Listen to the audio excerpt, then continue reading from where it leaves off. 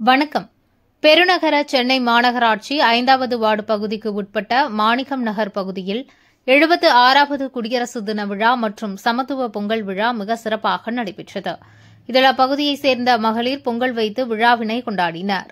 இவ்விழாவில் சிறப்பு அழைப்பாளர்களாக மாநில மீனவரணி துணைத் தலைவரும் திருவொற்றியூர் சட்டமன்ற உறுப்பினருமான KP சங்கர், 5வது வட்டக்கழக செயலாளரும் பெருநகர சென்னை மாநகராட்சி 5வது வார்டு மாமன்ற உறுப்பினருமான KP சொக்கலிங்கம் கலந்து கொண்டு சிறப்பித்தனர். அவர்களுக்கு மேள தாளத்துடன் கூடிய சிறப்பான வரவேற்பு அளிக்கப்பட்டது. இவ்விழாவில் கோலப் போட்டியில் வெற்றி பெற்ற மகளிருக்கு பரிசுகள் வழங்கப்பட்டன.